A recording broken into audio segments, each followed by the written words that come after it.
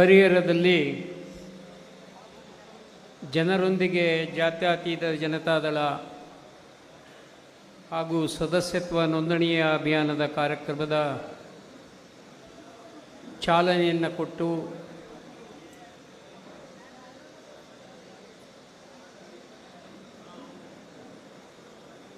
ನಮ್ಮ ಪಕ್ಷದ ಭವಿಷ್ಯದ ನಾಯಕ, ರಾಜ್ಯ ಯುವ ಘಟಕದ ಅಧ್ಯಕ್ಷರು, ಕ್ರೇಜಿ ಸ್ಟಾರ್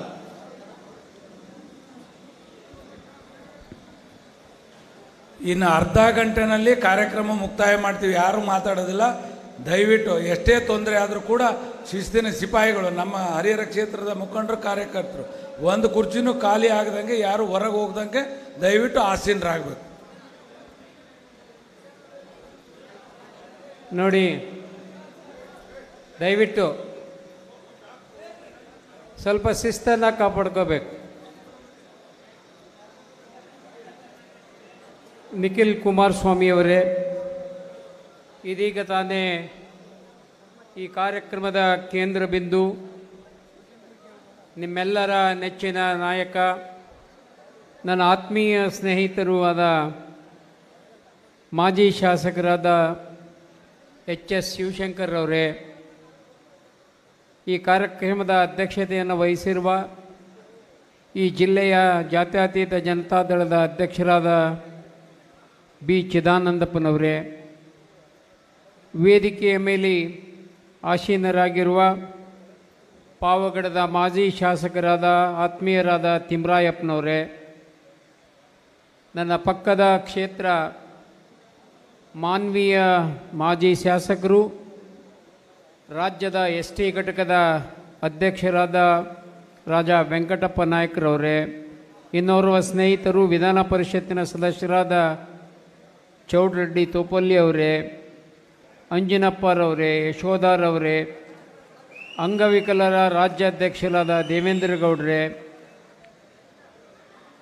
ಮಹಿಳಾ ರಾಜ್ಯಾಧ್ಯಕ್ಷರಾದ ರಶ್ಮಿ ರಾಮೇಗೌಡ್ರೆ, ಆನಂದಪ್ಪನವರೇ, ನಗರಸಭೆಯ ಅಧ್ಯಕ್ಷರಾದ ಕವಿತಾ ಮಾರುತಿಯವರೇ, ಇನ್ನೋರ್ವ ಪುರಸಭೆಯ ಅಧ್ಯಕ್ಷರಾದ ಹನುಮಂತ ಉರ್ಪನವರೇ, ವೇದಿಕೆಯ ಮೇಲೆ ಆಸೀನರಾಗಿರುವ ಎಲ್ಲ ಪಕ್ಷದ ಚುನಾಯಿತ ಪ್ರತಿನಿಧಿಗಳೇ, ಮುಂದೆ ಇರುವ ಹರಿಹರ ಕ್ಷೇತ್ರದ ಹಿರಿಯ ಕಾರ್ಯಕರ್ತ ಬಂಧುಗಳೇ, ತಾಯಂದಿರೇ, ಮಾಧ್ಯಮದ ಸ್ನೇಹಿತರೇ, ಒಂದು ನಿಮಿಷ ನೀವಿಲ್ಲಿ ಗಲಾಟೆ ಮಾಡಿದ್ರೆ ನಾವು ಯಾರೂ ಮಾತಾಡೋದಿಲ್ಲ. ಯಾಕೆ ಹೋಗ್ತೀರಿ? ಗಲಾಟೆ ಮಾಡಬೇಡ್ರಿ, ಒಂದು 10 ನಿಮಿಷ ಬಿಡಿ, ಮಾತಾಡಕ್ಕೆ ಬಿಡಬೇಕು. ನೋಡಿ, ಸುದೀರ್ಘವಾಗಿ ಶಿವಶಂಕರ್ ಅವರು ಮಾತನಾಡುವಾಗ ದೇವೇಗೌಡರ ಬಗ್ಗೆ ಒಬ್ಬ ರೈತ ಮಾತಾಡಿದ ವಿಡಿಯೋವನ್ನು ನಿಮಗೆ ಕೇಳಿಸಿದರು. ಅದು ಎಲ್ಲಿಯ ವಿಡಿಯೋ ಅಂದರೆ ನನ್ನ ಜಿಲ್ಲೆಯ ದೇವದುರ್ಗದ ಒಬ್ಬ ರೈತ ಮಾತನಾಡಿದ ವಿಡಿಯೋ. ಅದು ದೇವದುರ್ಗ ತಾಲೂಕ ಬರದ ಬೀಡು. ಅಲ್ಲಿ 1 ಎಕರೆ ಕೂಡ ನೀರಾವರಿ ಇರಲಿಲ್ಲ. 15 ವರ್ಷಗಳ ಹಿಂದೆ ಚಹಾ ಕುಡಿಯೋದಕ್ಕೆ ಒಂದು ಹೋಟ್ಲ್ ಇರ್ತಿದ್ದಿಲ್ಲ. ಅಲ್ಲಿ IB ಮುಂದೆ ಒಂದು 30 ಹೋಟೆಲ್ದಾಗ ಚಹಾ ಕುಡಿತಿದ್ವಿ. ಇವತ್ತು ದೇವೇಗೌಡರು ಅದಕ್ಕೆ ನೀರಾವರಿಯನ್ನು ಕಲ್ಪಿಸಿದ ಮೇಲೆ ಆ ನೀರಾವರಿ ಹೇಗೆ ರೈತನ ಬದುಕನ್ನು ಬದಲಾವಣೆ ಮಾಡ್ತದೆ ಅನ್ನೋದಕ್ಕೆ ಆ ದೇವದುರ್ಗ ತಾಲೂಕು ಒಂದು ಉದಾಹರಣೆ. ಇವತ್ತು ಅಲ್ಲಿ RCC ಮನೆಗಳಷ್ಟೇ ಅಲ್ಲ, ಸಮೃದ್ಧಿಯ ನಾಡಾಗಿ ಬೆಳೆದು ನಿಂತಿದೆ. ಸ್ವಾಭಿಮಾನದಿಂದ ಅಲ್ಲಿಯ ರೈತರು ತಮ್ಮ ಬದುಕನ್ನು ಕಟ್ಟಿಕೊಳ್ತಾರೆ. ದೇವೇಗೌಡರ ಕೊಡುಗೆ ಕರ್ನಾಟಕಕ್ಕಷ್ಟೇ ಅಲ್ಲ, ಇಡೀ ದೇಶಕ್ಕೆ ಅವರು ಪ್ರಧಾನಿಯಾಗಿ ಕೊಟ್ಟ ಕೊಡುಗೆಗಳು ಭಾಳಷ್ಟಿದ್ದಾವೆ. ಪಂಜಾಬಿನ ಒಬ್ಬ ರೈತರು, ಅಲ್ಲಿಯ ರೈತರು ಒಂದು ಭತ್ತದ ತಳಿಗೆ ದೇವೇಗೌಡರ ಹೆಸರನ್ನು ಇಟ್ಟಿದ್ದಾರೆ ಅಂದರೆ ಆಲೋಚನೆ ಮಾಡಿ ನೀವು. ದೇವೇಗೌಡರ ಹೆಸರಿನ ಭತ್ತದ ತಳಿ ಪಂಜಾಬ್ನಲ್ಲಿದೆ. ಅವರ ಕೊಡುಗೆ ಎಂಥದ್ದು ನೋಡಿ. ರೈತರ ಬಗ್ಗೆ ಕಾಳಜಿ ಇರುವ ಯಾವುದಾದರೂ ಪಕ್ಷ ಈ ರಾಜ್ಯದಲ್ಲಿ ಇದ್ದರೆ ಅದು ಕೇವಲ ಜಾತ್ಯತೀತ ಜನತಾದಳ ಮಾತ್ರ.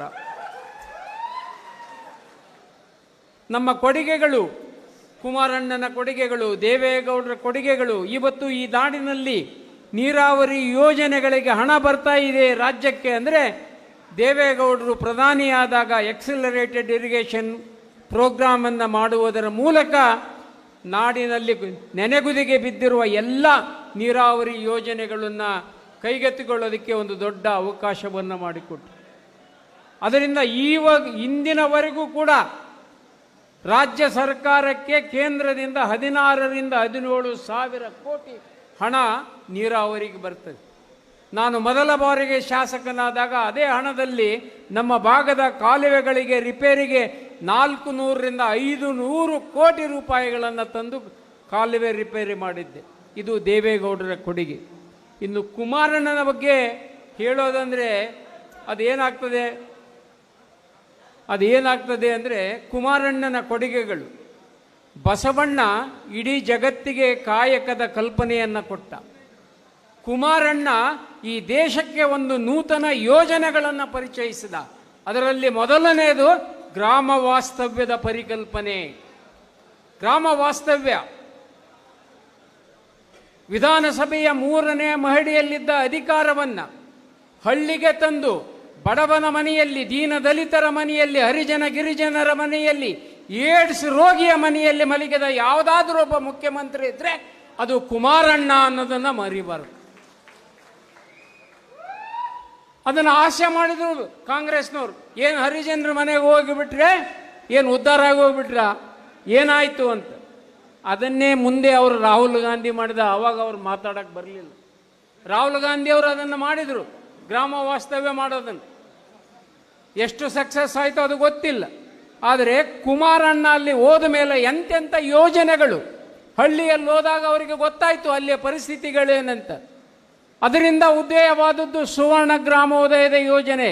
ಇವತ್ತು ಹಳ್ಳಿಗಳಲ್ಲಿ ಸಿಸಿ ರಸ್ತೆಗಳಾಗ್ತಾ ಇದ್ದರೆ ಆ ಸುವರ್ಣ ಗ್ರಾಮದ ಯೋಜನೆಯನ್ನು ಮಾಡಿ ಗುಲ್ಬರ್ಗಾದಲ್ಲಿ ಅಂದಿನ ರಾಷ್ಟ್ರಪತಿಗಳಾದ ಅಬ್ದುಲ್ ಕಲಾಂರವ್ರನ್ನ ಕರೆಸಿ ಉದ್ಘಾಟನೆ ಮಾಡಿದರು. ಇವತ್ತು ಕೂಡ ಹಳ್ಳಿಗಳಲ್ಲಿ ಸಿಸಿ ರಸ್ತೆಗಳಾಗೋದಕ್ಕೆ ಅದು ಕಾರಣವಾಯಿತು. ಎಂತೆಂಥ ಯೋಜನೆಗಳು ನೋಡಿ. ನನ್ನ ಸ್ನೇಹಿತ ಮಾತನಾಡುವಾಗ ಹೇಳಿದರು, 25,000 ಕೋಟಿ ರೈತರ ಸಾಲ ಮನ್ನಾ. ಬರೇ ರಾಜ್ಯದ ಇತಿಹಾಸ ಅಲ್ಲ, ದೇಶದ ಇತಿಹಾಸದಲ್ಲಿ ರಾಷ್ಟ್ರೀಕೃತ bank, private bank, cooperative bank, ಎಲ್ಲ ಬ್ಯಾಂಕಿನ ರೈತರ ಸಾಲವನ್ನು ಮಾಡಿದ ಯಾವುದಾದ್ರೂ ಒಂದು ಉದಾಹರಣೆ ಇದ್ದರೆ ಅದು ಕುಮಾರಣ್ಣ ಮಾಡಿದ 25,000 ಕೋಟಿ ಸಾಲ. ನಾನು ಮಂತ್ರಿಯಾಗಿದ್ದೆ ಅವರ ಜೊತೆಯಲ್ಲಿ. ನಾವು ಭರವಸೆಯನ್ನು ಕೊಟ್ಟಿದ್ವಿ, ಪೂರ್ಣ ಪ್ರಮಾಣದ ಸರ್ಕಾರ ಬಂದರೆ 1,000 ರೈತರ ಸಂಪೂರ್ಣ ಸಾಲವನ್ನು ಮನ್ನಾ ಮಾಡ್ತೇವೆ ಅಂತ ಹೇಳಿದ್ವಿ. ಆದರೆ ದುರ್ದೈವ, ಕುಮಾರಣ್ಣ ಇದುವರೆಗೂ ಜನ ಮಾಡಿದ ಮುಖ್ಯಮಂತ್ರಿ ಆಗಲಿಲ್ಲ, ದೇವರು ಮಾಡಿದ ಮುಖ್ಯಮಂತ್ರಿ ಆತ. ಸಂಪೂರ್ಣ ಬಹುಮತದ ಸರ್ಕಾರ ಬರಲಿಲ್ಲ. ಆವಾಗ ನಾವು ಕಾಂಗ್ರೆಸ್ಸಿನ ಜೊತೆಗೆ ಕೈ ಜೋಡಿಸಿದ್ವಿ. ನಮ್ಮ ಮುಖ್ಯಮಂತ್ರಿಗಳಾಗಿದ್ದ, ಅಂದಿನ ಮುಖ್ಯಮಂತ್ರಿಗಳಾಗಿದ್ದ ಈಗಿನ ಮುಖ್ಯಮಂತ್ರಿಗಳು ಸಿದ್ದರಾಮಯ್ಯನವ್ರದ್ದೇನು, ನನ್ನ ಎಲ್ಲ ಭಾಗ್ಯಗಳೂ ಮುಂದುವರಿಬೇಕು, ಅದರಲ್ಲಿ ಒಂದು ಭಾಗ್ಯನೂ ನಿಲ್ಲಬಾರದು ಅನ್ನುವ ಕಂಡೀಷನ್ನನ್ನು ಇಟ್ಟರು. ಅವ್ರಿಗೇನೆಂದರೆ ಈ ಕಂಡೀಷನ್ ಹಾಕಿದರೆ ಕುಮಾರಸ್ವಾಮಿ ಸಾಲ ಮನ್ನಾ ಮಾಡೋಕ್ಕಾಗೋದಿಲ್ಲ. ನಮ್ಮನ್ನೆಲ್ಲ ಕರೆದು ಚರ್ಚೆ ಆಯಿತು, ಏನು ಮಾಡಬೇಕು ಈಗ ಅಂತ. ನಾವು ಆಯ್ತು ಬಿಡಿ, ಈಗ ನಮಗೆ ಪೂರ್ಣ ಬಹುಮತದ ಸರ್ಕಾರ ಬಂದಿಲ್ಲ ಅಣ್ಣ, ಹೇಳೋಣ ಜನರಿಗೆ ಏನು ಮಾಡೋಕ್ಕಾಗುತ್ತೆ ಅಂತ. ಒಪ್ಪಬೇಕಲ್ಲ ನನ್ನ ಜನ, ಏನಾದರೂ ಮಾಡಿ ಈ ಸಾಲ ಮನ್ನಾ ಮಾಡಲೇಬೇಕು ಅಂತೇಳಿ ತೀರ್ಮಾನ ಮಾಡಿ 25,000 ಕೋಟಿ ರೈತರ ಸಾಲ ಮನ್ನಾ ಮಾಡಿದ್ದನ್ನು ನಾವು ಕಣ್ಮುಂದೆ ನೋಡಿದ್ದೀವಿ, ಎಷ್ಟು ಕಷ್ಟಪಟ್ಟು ಮಾಡಿದ ಅಂತ. ಅದಕ್ಕೆ ಹಣ ಹೊಂದಿಸಿದ.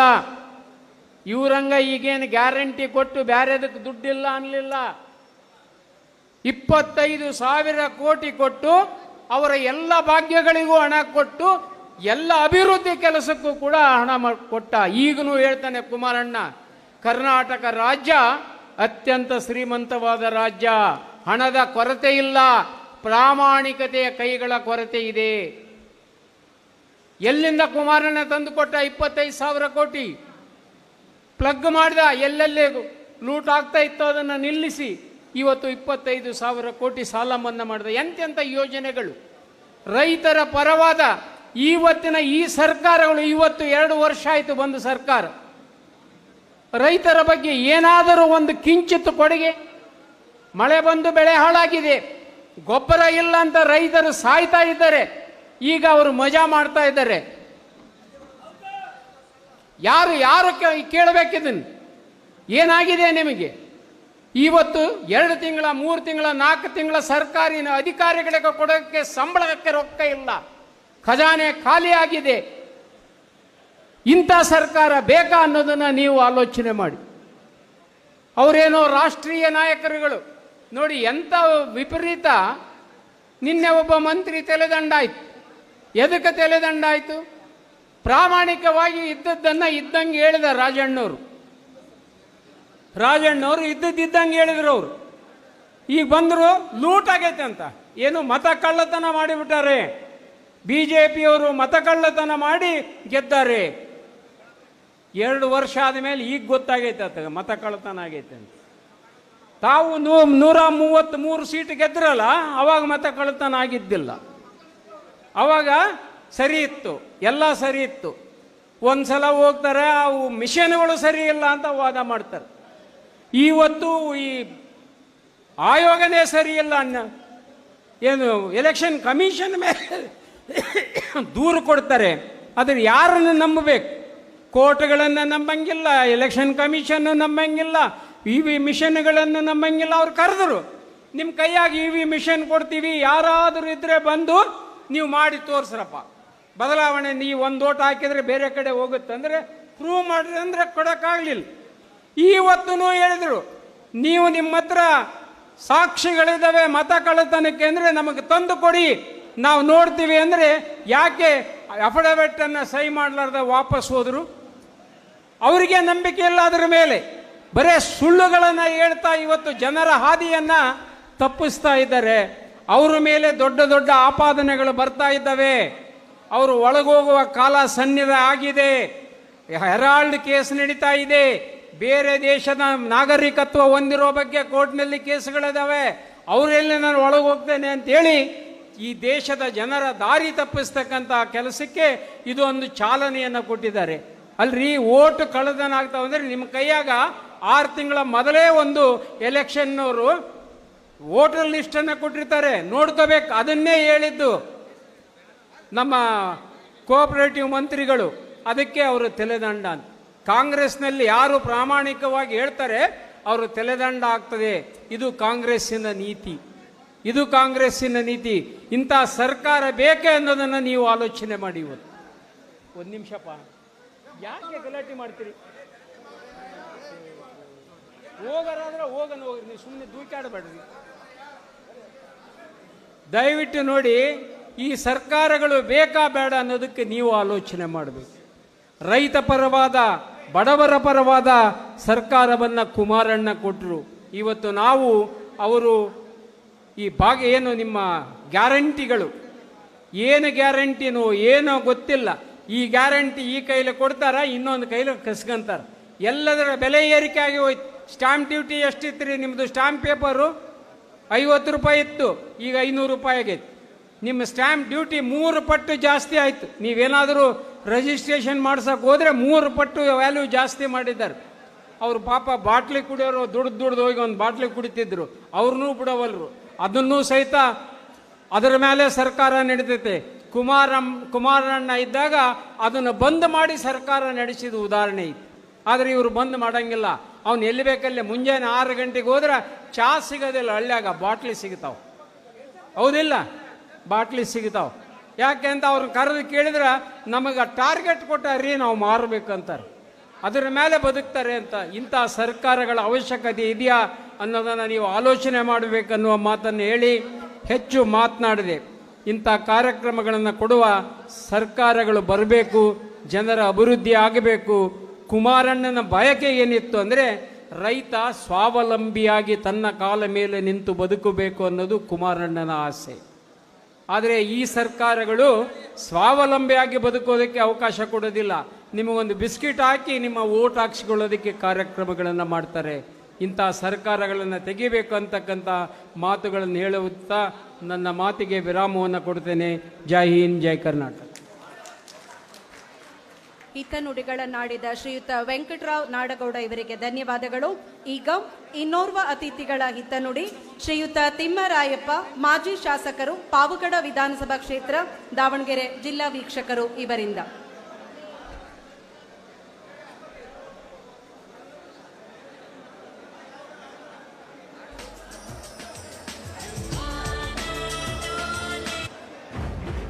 ಕಾರ್ಯಕರ್ತರು ಸಾವಧಾನಿಸಬೇಕು.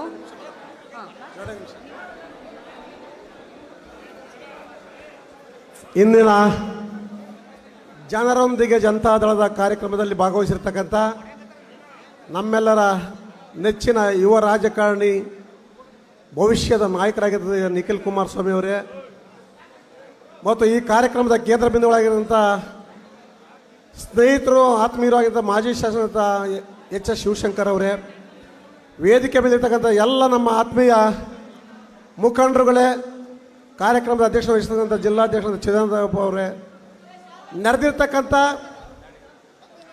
ಈ ಒಂದು ಕ್ಷೇತ್ರದ ಮತ್ತು ಈ ಜಿಲ್ಲೆಯ ಜನತಾದಳದ ಎಲ್ಲ ಕಾರ್ಯಕರ್ತ ಬಂಧುಗಳೇ, ಮಾಧ್ಯಮದ ಸ್ನೇಹಿತರೆ, ಸಮಯ ಅಭಾವ ಇದೆ. ನನಗಾಗಲೇ ನಿಖಿಲ್ ಕುಮಾರಸ್ವಾಮಿ ಅವರು ಹೇಳಿದ್ದಾರೆ, ನಾನು ಹೆಚ್ಚಿಗೆ ಮಾತನಾಡಲಿಕ್ಕೆ ಹೋಗೋದಿಲ್ಲ. ಕುಮಾರಸ್ವಾಮಿ ಅವರ ಆಡಳಿತಾವಧಿಯಲ್ಲಿ ನಾನು ನಿಮ್ಗೊಂದು ಗಮನಕ್ಕೆ ತರಲಿಕ್ಕೆ ನಾನು ಬಯಸ್ತಾ ಇದ್ದೀನಿ. ಈ ರಾಜ್ಯದಲ್ಲಿ ರಾಜ್ಯಾಂಗದತ್ತವಾಗಿ ಬಂದಿರತಕ್ಕಂಥ ಅಧಿಕಾರ, ಇಲ್ಲಿ ಪರಿಶಿಷ್ಟ ಜಾತಿ ಪರಿಶಿಷ್ಟ ಪಂಗಡ ಜನರು ನೀವು ಅರ್ಥ ಮಾಡ್ಕೋಬೇಕು. 60 ವರ್ಷ ಆದರೂ ಸಹ 18% ಹಣವನ್ನು ಖರ್ಚು ಮಾಡ್ತಾ ಇರಲಿ ಈ ಸರ್ಕಾರಗಳು. ಆದರೆ ಕುಮಾರಸ್ವಾಮಿ ಅವರು ಮುಖ್ಯಮಂತ್ರಿ ಆದ ಮೊದಲನೇ ಬಾರಿನಲ್ಲಿ ನಾವೆಲ್ಲ ಅವರ ಜೊತೆಯಲ್ಲಿ ಕೆಲಸ ಮಾಡಿ ವಿಧಾನಸಭೆಯ ಕಾರ್ಯಕಲಾಪಗಳಲ್ಲಿ ನಾವೆಲ್ಲ ಅಂಕಿಅಂಶಗಳನ್ನು ಪಡೆದು ಈ ರಾಜ್ಯದಲ್ಲಿ ಕೇವಲ 11% ಮೀಸಲು ಹಣವನ್ನು ಖರ್ಚು ಮಾಡ್ತಾ ಇದ್ದೀರಾ, ಇದನ್ನು 18%ಗೆ ಹೆಚ್ಚು ಮಾಡಬೇಕಂತ ಹೇಳ್ಬಿಟ್ಟು ಹೇಳಿ ನಾವು ಶಾಸಕರ ಒಂದು ನಿಯೋಗ ನಾವು ಕುಮಾರಸ್ವಾಮಿ ಅವರನ್ನು ಮನವಿ ಮಾಡಿದಾಗ ಕುಮಾರಸ್ವಾಮಿ ಅವರು 18% ಮೀಸಲು ಹಣವನ್ನು ಖರ್ಚು ಮಾಡಲಿಕ್ಕೆ ಆದೇಶ ಕೊಟ್ಟು ಸಾವಿರಾರು ಕೋಟಿ ರೂಪಾಯಿಗಳನ್ನು ಈ ರಾಜ್ಯದ ಅಭಿವೃದ್ಧಿಗೆ, ಪರಿಶಿಷ್ಟ ಜಾತಿ ಪರಿಶಿಷ್ಟ ಪಂಗಡಗಳ ಅಭಿವೃದ್ಧಿ ಹಣವನ್ನು ವಿನಿಯೋಗ ಮಾಡಲಿಕ್ಕೆ ಅವಕಾಶವಾಯಿತು. ಯಾಕೆ ನಾನು ಇದನ್ನು ನಿಮ್ಗೆ ಹೇಳಲಿಕ್ಕೆ ಬಯಸಿದ್ದೇನೆ ಅಂದರೆ, ಇಡೀ ಕರ್ನಾಟಕ ರಾಜ್ಯದಲ್ಲಿ ಕೊಳಚೆ ಪ್ರದೇಶದಿಂದ ಕೂಡಿರ್ತಕ್ಕಂಥ ಪರಿಶಿಷ್ಟ ಜಾತಿಯರಿರ್ಬೋದು, ಇಡೀ ಗ್ರಾಮಗಳೇ ಇರ್ಬೋದು, ಏನು ಅಬ್ದುಲ್ ಕಲಾಂ ಅವರು ಬಂದು ಹೇಳಿರ್ತಕ್ಕಂಥ ಮಾತುಕತೆ, ಅವರು ಸುವರ್ಣ ಗ್ರಾಮಗಳನ್ನು ರಚನೆ ಮಾಡಿ ಜೊತೆಗೆ ಈ ಒಂದು ಪರಿಶಿಷ್ಟ ಜಾತಿಯವರ ಹಣವನ್ನು ವಿನಿಯೋಗ ಮಾಡಿ ಇಡೀ ರಾಜ್ಯದ ಅಭಿವೃದ್ಧಿಗೆ ಪೂರಕವಾಗಿ ಕೆಲಸ ಮಾಡಿರ್ತಕ್ಕಂಥ ಕುಮಾರಸ್ವಾಮಿ ಅವರಂತ ಹೇಳಿದ್ರೆ ಆಗಲಾರದು. ಅದಕ್ಕೆ ಇವತ್ತು ನಾವು ಅಭಿವೃದ್ಧಿಯ ಹರಿಕಾರ, ಅವರು ರೈತರಿಗೂ, ಅದು ಬೇರೆ ಜಾತಿ ಸಮುದಾಯದವರು, ಪರಿಶಿಷ್ಟ ಜಾತಿಯವ್ರಿಗೂ, ಹಿಂದುಳಿದ ವರ್ಗಗಳಿಗೂ ಎಲ್ಲ ರೀತಿಯಲ್ಲೂ ಕೂಡ ಅಭಿವೃದ್ಧಿಗೆ ಹೆಚ್ಚಿನ ಆದ್ಯತೆಯನ್ನು ಕೊಟ್ಟಿರ್ತಕ್ಕಂಥವ್ರು. ಇವತ್ತು ಸರ್ಕಾರ ಇವತ್ತು ಲೂಟಿ ಮಾಡಲಿಕ್ಕೆ ಹೊರಟಿದ್ದಾರೆ. ಇವತ್ತೆಲ್ಲ ಈ ಸರ್ಕಾರ ಇವತ್ತು ಲೂಟಿ ಮಾಡಲಿಕ್ಕೆ ಹೊರಟು ಅಭಿವೃದ್ಧಿಯ ದಿಕ್ಕನ್ನು ತೋರಿಸ್ತಾ ಇರ್ತಕ್ಕಂಥ ಜನರಿಗೆ ಇವತ್ತು ಸಣ್ಣ ಒಂದು ಬಿಸ್ಕತ್ತನ್ನು ಕೊಡೋದ್ರ ಮುಖ್ಯನ ಗ್ಯಾರಂಟಿಗಳನ್ನು ತೋರಿಸಿ ಇವತ್ತು ಜನರಿಗೆ ದಿಕ್ಕು ತಪ್ಪಿಸಿ ಇವತ್ತು ಅಭಿವೃದ್ಧಿಯಲ್ಲಿ ಶೂನ್ಯವಾಗಿದ್ದಾರೆ ಈ ಒಂದು ಕಾಂಗ್ರೆಸ್ ಸರ್ಕಾರ. ಆ ನಿಟ್ಟಿನಲ್ಲಿ ನೀವೆಲ್ಲರೂ ಕೂಡ ಸಾಮಾನ್ಯ ಬಂಧುಗಳು ತಾವೆಲ್ಲ ಅರ್ಥ ಮಾಡಿಕೊಂಡು ಜನಪರವಾಗಿರ್ತಕ್ಕಂಥ ಜನತಾದಳ, ಕುಮಾರಸ್ವಾಮಿಯವರ ಒಂದು ಕನಸಿನ ಜನತಾದಳ, ಮುಂದೆ ನಮ್ಮ ಭವಿಷ್ಯದ ನಾಯಕ ನಿಖಿಲ್ ಕುಮಾರಸ್ವಾಮಿ ಅವರು ಈ ರಾಜ್ಯದ ಉದ್ದಗಲಕ್ಕೂ ಇವತ್ತು ಸಂಚಾರ ಮಾಡಿ ಈ ಪಕ್ಷವನ್ನು ಕಟ್ಟಲಿಕ್ಕೆ ಬಂದಿರತಕ್ಕಂಥ ನಿಖಿಲ್ ಕುಮಾರಸ್ವಾಮಿ ಅವರ ಮುಂದಿನ ದಿನಗಳಲ್ಲಿ ಸಾರಥ್ಯವನ್ನು ವಹಿಸ್ತಾರೆ, ಈ ರಾಜ್ಯದ ಅಭಿವೃದ್ಧಿಗೆ ಪೂರಕವಾಗಿ ಕೆಲಸ ಮಾಡ್ತಾರೆ. ಆ ನಿಟ್ಟಿನಲ್ಲಿ ನೀವೆಲ್ಲರೂ ಕೂಡ ಅವರಿಗೆ ಬೆಂಬಲವಾಗಿ ನಿಲ್ಲಬೇಕು. ಎಚ್ ಎಸ್ ಶಿವಶಂಕರ್ ಅವರನ್ನು ಮುಂದಿನ ದಿನಗಳಲ್ಲಿ ಈ ತಾಲೂಕಿನ ಶಾಸಕರಾಗಿ ಕಂಡು ಅವರನ್ನು ಮಂತ್ರಿಯಾಗಿ ನೋಡ್ತಕ್ಕಂಥ ಒಂದು ಕನಸನ್ನು ನೀವೆಲ್ಲ ಕೂಡ ಈಡೇರಿಸಬೇಕು ಅಂತ ನಿಮ್ಮಲ್ಲಿ ಮನವಿ ಮಾಡಿ ನನ್ನ ಮಾತನ್ನು ಮುಗಿಸ್ತೇನೆ. ಜೈ ಹಿಂದ್, ಜೈ JDS.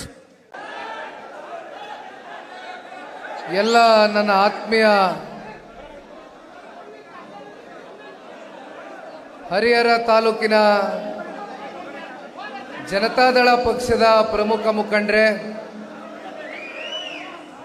ಪಕ್ಷದ ಎಲ್ಲ ನನ್ನ ಪ್ರೀತಿಯ ನಿಷ್ಠಾವಂತ ಕಾರ್ಯಕರ್ತ ಬಂಧುಗಳೇ, ಇವತ್ತಿನ ಜನರೊಂದಿಗೆ ಜನತಾದಳ ಸದಸ್ಯತ್ವ ನೋಂದಣಿಯ ಕಾರ್ಯಕ್ರಮದ ನೇತೃತ್ವವನ್ನು ವಹಿಸಿ ಇವತ್ತಿನ ಕಾರ್ಯಕ್ರಮವನ್ನು ಅತ್ಯಂತ ಸೊಗಸಾಗಿ ಅಚ್ಚುಕಟ್ಟಾಗಿ ಯಶಸ್ವಿಯಾಗಿ ನೆರವೇರಿಸಲಿಕ್ಕೆ ಬಹಳ ದಿನಗಳಿಂದ ಸಾಕಷ್ಟು ಮುಖಂಡರು ಕಾರ್ಯಕರ್ತರ ಜೊತೆಯಲ್ಲಿ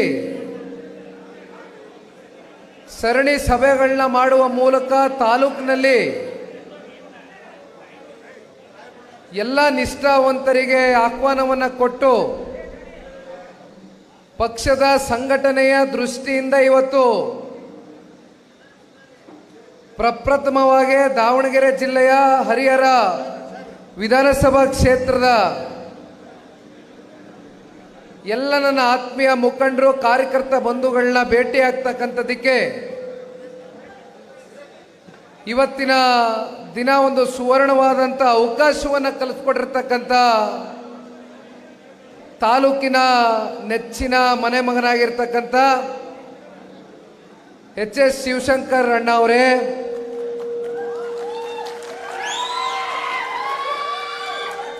ಪ್ರಾಸ್ತಾವಿಕವಾಗಿ ನಿಮ್ಮೆಲ್ಲರನ್ನ ಕುರಿತು ಅನೇಕ ವಿಚಾರಗಳ ಬಗ್ಗೆ ಪ್ರಸ್ತಾವನೆಯನ್ನು ಇಡುವ ಮೂಲಕ ವಿಶೇಷವಾಗಿ ವೈಯಕ್ತಿಕವಾಗಿ ನನ್ನ ಮೇಲೆ ಅತ್ಯಂತ ನಿರೀಕ್ಷೆಯ ಮಾತುಗಳನ್ನ ಆಡುವ ಮೂಲಕ ಶಿವಶಂಕರಣ್ಣ ಅವರು ಹಾಗೂ ನಮ್ಮ ಜಿಲ್ಲೆಯ ಹಾಗೂ ತಾಲೂಕಿನ ಜನತೆ, ವಿಶೇಷವಾಗಿ ನಮ್ಮ ಕಾರ್ಯಕರ್ತ ಮಿತ್ರರು ನನ್ನ ಮೇಲೆ ಎಷ್ಟು ಭರವಸೆಯನ್ನು ಇಟ್ಕೊಂಡಿದ್ದೀರಾ ಅಂತಕ್ಕಂಥದ್ದು ಸ್ವತಃ ಅವರೇ ಅವರ ನುಡಿಮುತ್ತಿನ ಮಾತುಗಳ ಮೂಲಕ ಇವತ್ತು ವೇದಿಕೆ ಮೇಲೆ ಹಂಚ್ಕೊಂಡಿರ್ತಕ್ಕಂಥದನ್ನ ಪ್ರತಿಯೊಂದು ವಿಚಾರವನ್ನು ಕೂಡ ಬಹಳ ಸೂಕ್ಷ್ಮವಾಗಿ ಕೇಳಿದೆ. ಎಚ್ ಶಿವಶಂಕರಣ್ಣ ಅವರು ಒಬ್ಬ ಪಕ್ಷದ ಪ್ರಾಮಾಣಿಕರಾಗಿ ವ್ಯಕ್ತಿಗಿಂತ ಪಕ್ಷ ದೊಡ್ಡದು, ವ್ಯಕ್ತಿಗಿಂತ ಪಕ್ಷ ಮುಖ್ಯ ಅಂತಕ್ಕಂಥದ್ದನ್ನ ಸದಾಕಾಲ ಅವರ ಮನಸ್ಸಿನಲ್ಲಿ ಇರ್ತಕ್ಕಂಥ ಚಿಂತನೆ ನನ್ನ ಮುಂದೆ ಅನೇಕ ಸಂದರ್ಭದಲ್ಲಿ ಪಕ್ಷವನ್ನ ನಿಸ್ವಾರ್ಥವಾಗಿ ಸೇವೆ ಮಾಡ್ತೇನೆ ಅಂತಕ್ಕಂಥದ್ದು ಅನೇಕ ಸಂದರ್ಭದಲ್ಲಿ ನನ್ನ ಮುಂದೆ ಅವರ ಮನದಾಳದ ಮಾತುಗಳನ್ನ ನಾನು ಅವರು ಕೂತಂಥ ಸಂದರ್ಭದಲ್ಲಿ ಮನಬಿಚ್ಚಿ ಮಾತನಾಡಿರ್ತಕ್ಕಂಥದನ್ನ ನಾನು ಈ ಸಂದರ್ಭದಲ್ಲಿ ಹೇಳಬೇಕಾಗ್ತದೆ. ಬಹಳ ಕಮ್ಮಿ ಜನ ಇವತ್ತು ರಾಜಕಾರಣದಲ್ಲಿ ಪಕ್ಷ ಹಾಗೂ ಪಕ್ಷದ ಕಾರ್ಯಕರ್ತರ ದುಡಿಮೆಯನ್ನ ಆಯಾ ಸಂದರ್ಭಕ್ಕೆ ಅದನ್ನ ಬಳಸಿಕೊಂಡು ತದನಂತರ ಅವರ ಸ್ವಾರ್ಥದಿಂದ ಈ ಪಕ್ಷವನ್ನ ತ್ಯಜಿಸಿ ಹೋಗಿ ಬೇರೆ ಬೇರೆ ಪಕ್ಷದಲ್ಲಿ ಇವತ್ತು ಸ್ಥಾನಮಾನ ದೊರಕುತ್ತೆ ಅಂತಕ್ಕಂಥ ಹಿನ್ನೆಲೆಯಲ್ಲಿ ಪಕ್ಷದ ವರಿಷ್ಠರಿಗೆ, ಪಕ್ಷದ ನಾಯಕರಿಗೆ, ಪಕ್ಷದ ಕಾರ್ಯಕರ್ತರಿಗೆ ಮೋಸ ಮಾಡಿ ಹೋಗಿರ್ತಕ್ಕಂಥ ಸಂಖ್ಯೆ ಬಹಳ ದೊಡ್ಡ ಸಂಖ್ಯೆ ಇದೆ ಇವತ್ತು ಜನತಾದಳದಿಂದ.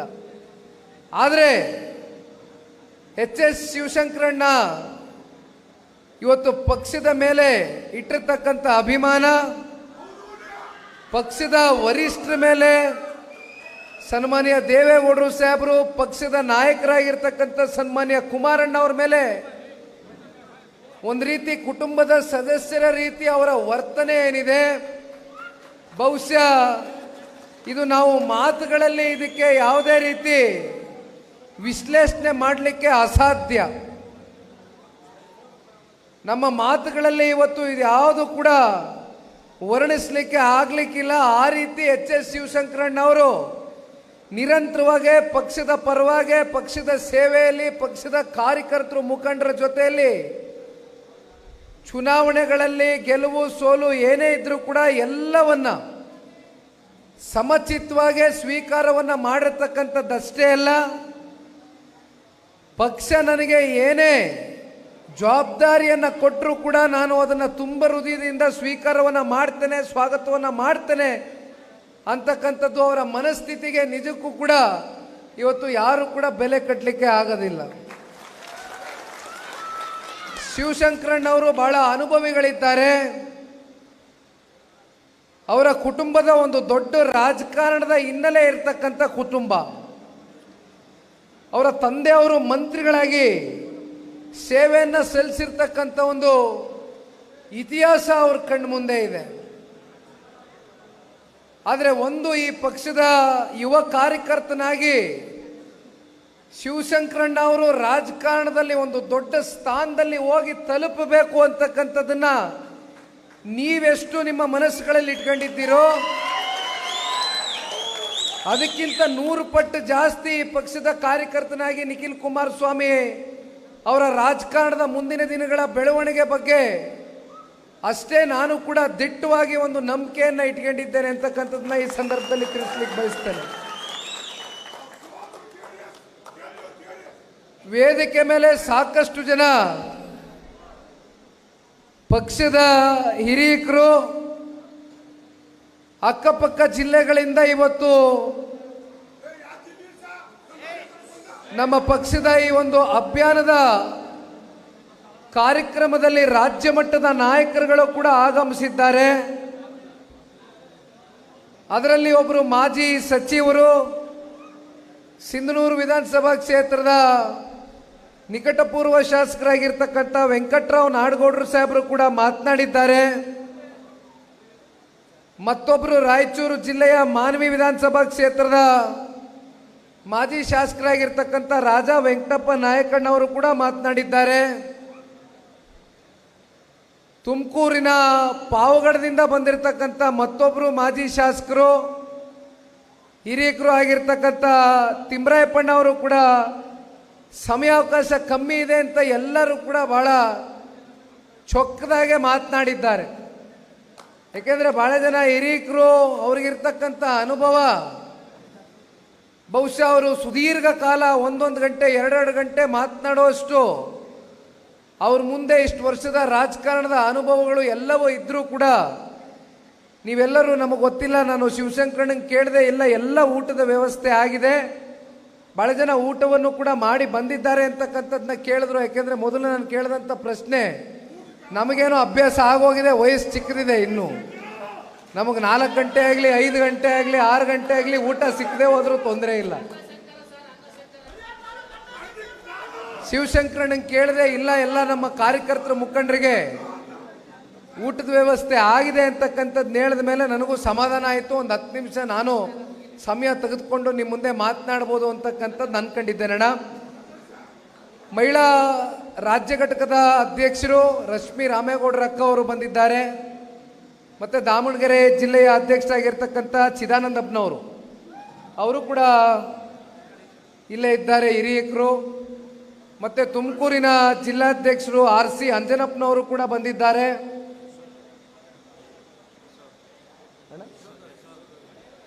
ಚಿತ್ರದುರ್ಗ ಜಿಲ್ಲೆಯ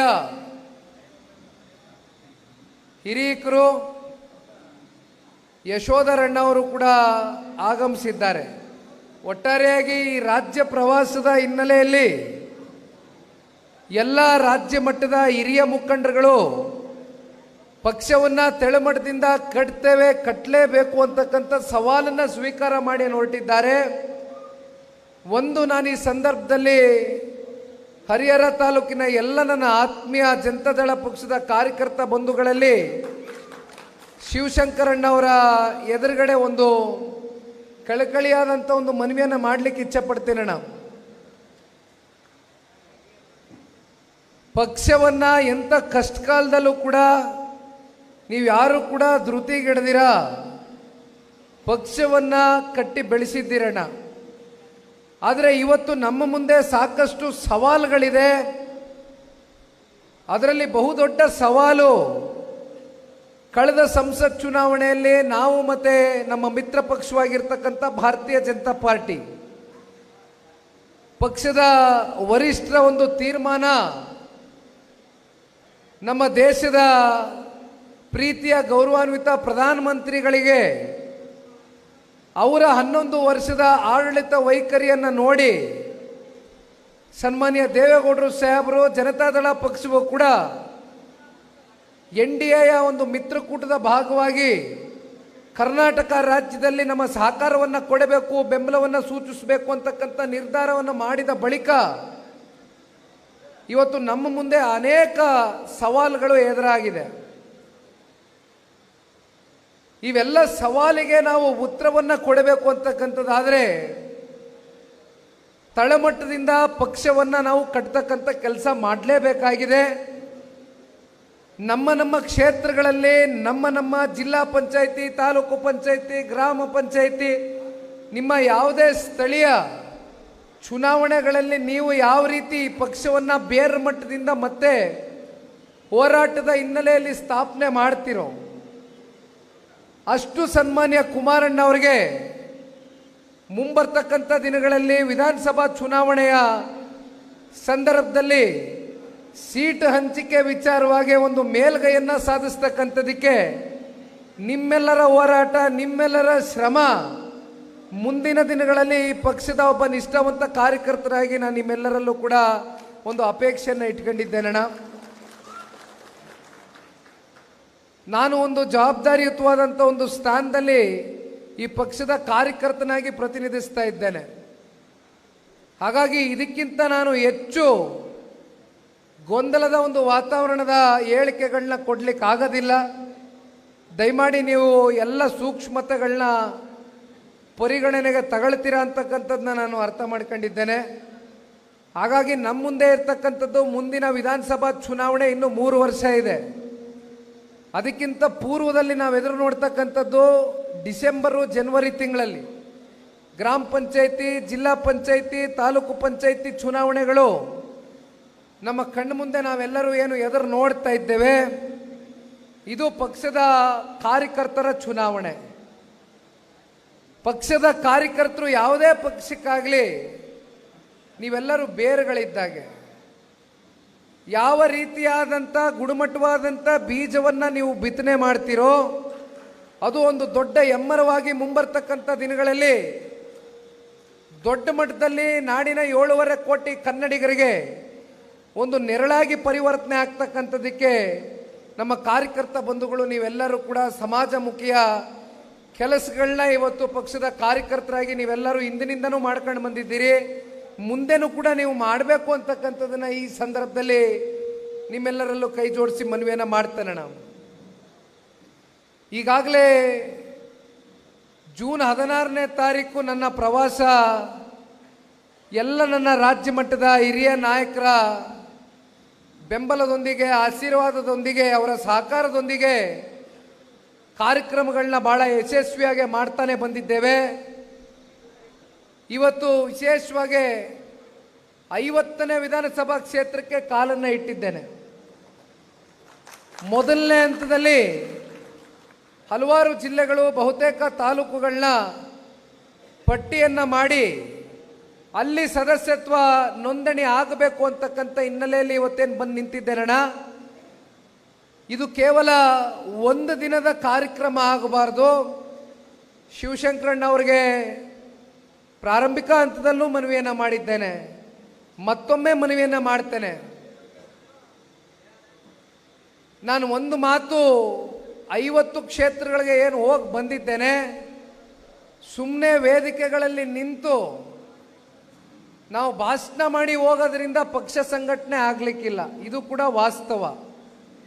ನಾವು ಹೋದ ಬಳಿಕ ಅದನ್ನು ನೀವು ಯಾವ ರೀತಿ ಒಂದು ಸ್ಫೂರ್ತಿದಾಯಕವಾಗಿ ತೆಗೆದುಕೊಂಡಿದ್ದೀರಿ, ನಿಮ್ಮ ಹೃದಯಕ್ಕೆ ಈ ಒಂದು ಪಕ್ಷ ಸಂಘಟನೆಯ ವಿಚಾರದಲ್ಲಿ ನೀವು ಎಷ್ಟು ಸಂಕಲ್ಪವನ್ನು ತೊಟ್ಟು ಮುಂದಿನ ದಿನಗಳಲ್ಲಿ ಮಿಸ್ಡ್ ಕಾಲ್ ಮೆಂಬರ್ಶಿಪ್ ಪ್ರಕ್ರಿಯೆಯಲ್ಲಿ ಕನಿಷ್ಠ ಪಕ್ಷ ನನಗೆ ಮಿಸ್ಡ್ ಕಾಲ್ ಕೊಡ್ತಕ್ಕಂಥ ಸಂಖ್ಯೆ ಬಗ್ಗೆ ನಾನು ಚರ್ಚೆ ಮಾಡ್ತಾ ಇಲ್ಲ.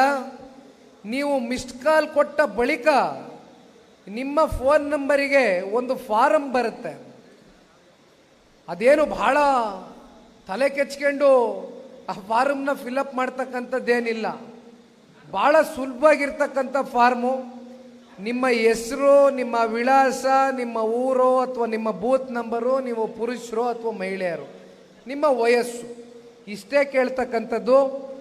ಅದರ ಮುಂದುವರೆದ ಭಾಗವಾಗಿ ನೀವೇನಾದರೂ ನಿಮ್ಮ ಫೋಟೋವನ್ನು, ಯಾಕೆಂದರೆ ಇವತ್ತೆಲ್ಲರೂ ನೋಡ್ತೀವಿ ಸೋಷಿಯಲ್ ಮೀಡಿಯಾ ಎಲ್ಲ ಸೆಲ್ಫಿ ಕಾಲ, ಸೆಲ್ಫಿ ತಗೊಂಡು ಬೇಕಾದರೆ ನಿಮ್ಮ ಫೋಟೋವನ್ನು ಹಾಕ್ಬೋದು. ಕನಿಷ್ಠ ಪಕ್ಷ ಶಿವಶಂಕರಣ್ಣ ಅವ್ರಿಗೆ ಮತ್ತೆ ಮನವಿ ಮಾಡ್ತಕ್ಕಂಥದ್ದು, ಪ್ರತಿ ತಾಲೂಕಿನಲ್ಲೂ ಫಾರ್ಮನ್ನು ಫಿಲ್ ಮಾಡ್ತಕ್ಕಂಥದ್ದು. 20,000 ಜನನಾದರೂ ಇವತ್ತು ಫಾರ್ಮ್ನ ಫಿಲ್ ಮಾಡ್ತಕ್ಕಂಥ ಪ್ರಕ್ರಿಯೆಯಲ್ಲಿ ನೀವೆಲ್ಲರೂ ಇವತ್ತಿಂದ ಕಾರ್ಯೋನ್ಮುಖರಾಗಿ ಇದನ್ನು ಒಂದು ಸಂಕಲ್ಪ ತೊಟ್ಟಿ ನಮಗೆ ಪಕ್ಷಕ್ಕೆ ಒಂದು ಗೌರವ ಬರ್ತಕ್ಕಂಥ ನಿಟ್ಟಿನಲ್ಲಿ ದಾವಣಗೆರೆ ಜಿಲ್ಲೆನಲ್ಲಿ ಹರಿಹರ ತಾಲೂಕಿನ ಕಾರ್ಯಕರ್ತ ಬಂಧುಗಳು ಪಕ್ಷಕ್ಕೆ ಒಂದು ಉಡುಗೊರೆಯಾಗಿ ಕೊಡಬಹುದಾ ಅಂತಕ್ಕಂಥದ್ದನ್ನ ಕೇಳಲಿಕ್ಕೆ ಬಯಸ್ತೇನೆ. ನಾನು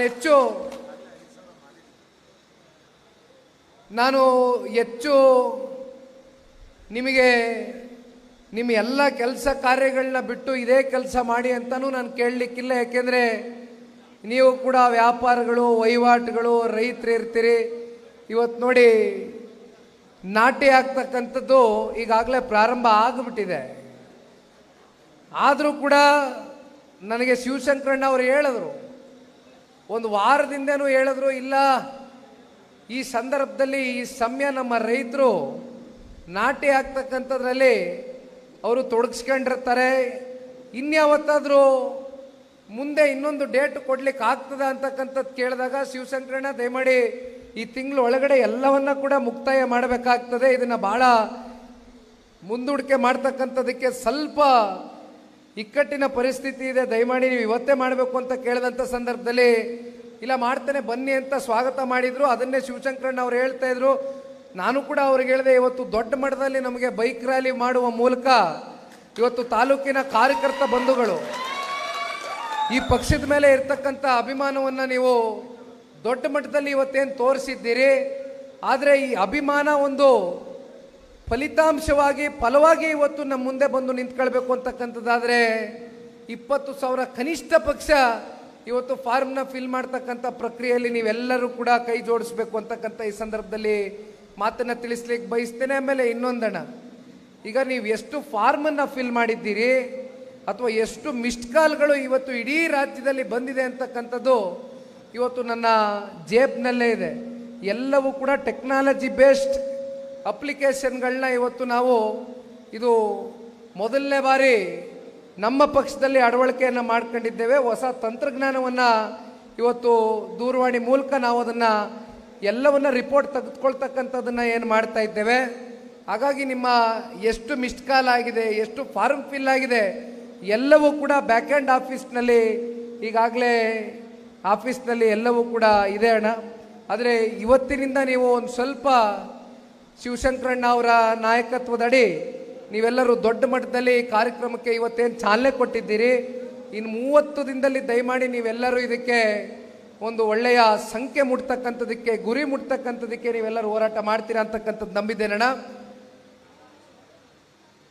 ಮತ್ತೊಂದು ವಿಚಾರ, ಪಕ್ಷದ ಸಂಘಟನೆಯ ದೃಷ್ಟಿಯಿಂದ ನಾನೇನು ಹೇಳಬೇಕಾಗಿತ್ತೋ ಎಲ್ಲವನ್ನೂ ಇವತ್ತು ನಿಮ್ಮ ಮುಂದೆ ಇಟ್ಟಿದ್ದೇನಣ್ಣ. ಇವತ್ತು ರಾಜ್ಯದಲ್ಲಿ ಕಾಂಗ್ರೆಸ್ನ ಪಕ್ಷ ಆಡಳಿತಕ್ಕೆ ಬಂದು ಕಳೆದ 2.25 ವರ್ಷ ಆಗಿದೆ. ಆದರೆ ಈ 2 ವರ್ಷದ ಕಾಂಗ್ರೆಸ್ನ ಸಂಪೂರ್ಣ ಬಹುಮತದ ಆಡಳಿತದ ಈ ಸರ್ಕಾರದ ಸಾಧನೆಗಳೇನು ಅಂತಕ್ಕಂಥದ್ದಾದರೆ ಅದು ಸಂಪೂರ್ಣ ಶೂನ್ಯ. ಅಭಿವೃದ್ಧಿ ಅಂತಕ್ಕಂಥದ್ದು ಇವತ್ತು ಸಂಪೂರ್ಣ ಕುಸಿದೋಗಿದೆ. ಕಾಂಗ್ರೆಸ್ನ ಸ್ವಪಕ್ಷೀಯರೇ, ಅವರ ಪಕ್ಷದ ಶಾಸಕರುಗಳು ಅಸಹಾಯಕತೆಯನ್ನು ಹೊರಗಾಗ್ತಕ್ಕಂಥದ್ದನ್ನು ಸಾರ್ವಜನಿಕ ವಲಯದಲ್ಲಿ 6 ಬಾರಿ 7 ಬಾರಿ ಶಾಸಕರಾಗಿರ್ತಕ್ಕಂಥವರು ಯಾವ್ಯಾವ ರೀತಿ ಕಳೆದ 2-3 ತಿಂಗಳುಗಳಲ್ಲಿ ಮಾಧ್ಯಮದ ಮುಂದೆ ಮಾತನಾಡಿದ್ದಾರೆ ಅಂತಕ್ಕಂಥದ್ದನ್ನ ನಾವೆಲ್ಲರೂ ನೋಡಿದ್ದೇವೆ. ನಿನ್ನೆಯ ದಿನದಿಂದ ಅಧಿವೇಶನ ಈಗಾಗಲೇ ಪ್ರಾರಂಭ ಏನಾಗಿದೆ, ಇದು 8-9 ದಿನಗಳ ಕಾಲ ಬಹಳ ಕಮ್ಮಿ ಸಮಯ ನಡೀತಕ್ಕಂಥ ಒಂದು ಅಧಿವೇಶನ. ಈ ಅಧಿವೇಶನದಲ್ಲಿ ಜನತಾದಳ ಪಕ್ಷದ ಶಾಸಕ ಮಿತ್ರರು ಯಾವ ಯಾವ ವಿಚಾರಕ್ಕೆ ಸಂಬಂಧಪಟ್ಟಂತೆ ವಿಧಾನ ಮಂಡಲದಲ್ಲಿ ಸರ್ಕಾರಕ್ಕೆ ಪ್ರಶ್ನೆಯನ್ನು ಮಾಡಬೇಕು ಅಂತಕ್ಕಂಥದ್ರ ಬಗ್ಗೆ ಕಳೆದ 2 ದಿನಗಳಿಂದ ಸುದೀರ್ಘವಾಗಿ ಎಲ್ಲವನ್ನ ಕೂಡ ಸನ್ಮಾನ್ಯ ಕುಮಾರಣ್ಣ ಅವರ ಸಲಹೆ ಸೂಚನೆಗಳ ಮೇರೆಗೆ ಚರ್ಚೆಯನ್ನು ನಡೆಸಿದ್ದೇವೆ. ನಿಮ್ಮೆಲ್ರಿಗೂ ಗೊತ್ತಿದ್ದೆ, ಒಂದು ವಿಚಾರ, ಇವತ್ತು ರೈತರಿಗೆ ಆಗ್ತಾ ಇರತಕ್ಕಂಥ ಅನ್ಯಾಯ ಪ್ರತಿ ಹಂತದಲ್ಲೂ ಕೂಡ. ಈ ವರ್ಷ ನಮಗೆ ಒಳ್ಳೆಯ ಮಳೆ ಬೆಳೆ ಆಗಿದೆ ಸತ್ಯ, ಆದರೆ ಸರ್ಕಾರದ ಕಡೆಯಿಂದ ರಸಗೊಬ್ಬರ ಇವತ್ತು ರೈತರಿಗೆ ಇಡೀ ರಾಜ್ಯಾದ್ಯಂತ ಇವತ್ತು ರಸಗೊಬ್ಬರ ಏನು ದೊರಕಬೇಕಾಗಿತ್ತು, ಆದರೆ ಅದನ್ನ ಇವತ್ತು ಸರ್ಕಾರ ರೈತರಿಗೆ ಮುಟ್ಟಿಸ್ತಕ್ಕಂಥದ್ರಲ್ಲಿ ಸಂಪೂರ್ಣವಾಗಿ ವಿಫಲ ಆಗಿರ್ತಕ್ಕಂಥದ್ದು.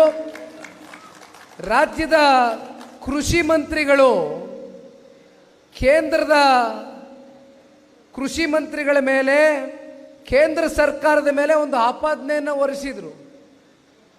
1.5 ಲಕ್ಷ ಮೆಟ್ರಿಕ್ ಟನ್ನಷ್ಟು ರಸಗೊಬ್ಬರ ಇವತ್ತು ರೈತರಿಗೆ ಕೇಂದ್ರ ಸರ್ಕಾರದಿಂದ ದೊರಕಬೇಕಾಗಿತ್ತು, ಆದರೆ ಕೇಂದ್ರ ಸರ್ಕಾರ ಕೊಡ್ಲಿಕ್ಕೆ ಆಗಿಲ್ಲ ಅಂತಕ್ಕಂಥದನ್ನ ಸುಳ್ಳಿನ ಕಂತೆಯನ್ನು ಏನು ಕಟ್ಟಿದ್ರು.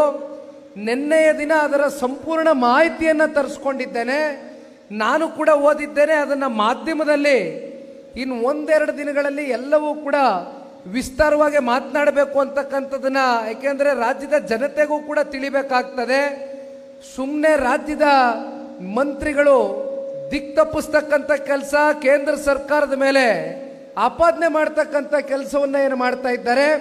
ಆದರೆ ಕೇಂದ್ರ ಸರ್ಕಾರ ಯಾವ ರೀತಿ ನಾಡಿನ ರೈತರ ಪರವಾಗಿ, ಅದರಲ್ಲೂ ಸನ್ಮಾನ್ಯ ಕುಮಾರಣ್ಣ ಅವರು ಕೇಂದ್ರದಲ್ಲಿ ಸಚಿವರಾದ ಬಳಿಕ 1-2 ಘಟನೆಗಳು ಇವತ್ತು ನಿಮ್ಮ ಮುಂದೆ ಹಂಚ್ಕೊಳ್ಳಿಕ್ಕೆ ಬಯಸ್ತೇನೆ. ಸನ್ಮಾನ್ಯ ಕುಮಾರಣ್ಣ ಅವರು ಇವತ್ತೇನು ಕೇಂದ್ರದಲ್ಲಿ ಕೃಷಿ ಸಚಿವರಲ್ಲ, ಅವ್ರಿಗೆ ಇರ್ತಕ್ಕಂಥ 2 ಇಲಾಖೆ, ಒಂದು ಬೃಹತ್ ಕೈಗಾರಿಕೆ ಮತ್ತೆ ಒಂದು ಉಕ್ಕಿನ ಸಚಿವರ ಕೆಲಸ ಮಾಡ್ತಾ ಇದ್ದಾರೆ. ತಂಬಾಕು ಬೆಳೆಗಾರರು ಪ್ರತಿ ವರ್ಷ ತಂಬಾಕುವನ್ನು ಬೆಳೆದು ಅದನ್ನ ಮಾರಾಟ ಮಾಡ್ತಕ್ಕಂಥದಕ್ಕೆ, ಖರೀದಿ ಮಾಡ್ತಕ್ಕಂಥದಕ್ಕೆ ಕೇಂದ್ರ ಸರ್ಕಾರ ಏನು ಸೂಚನೆ ಕೊಡಬೇಕಾಗ್ತದೆ.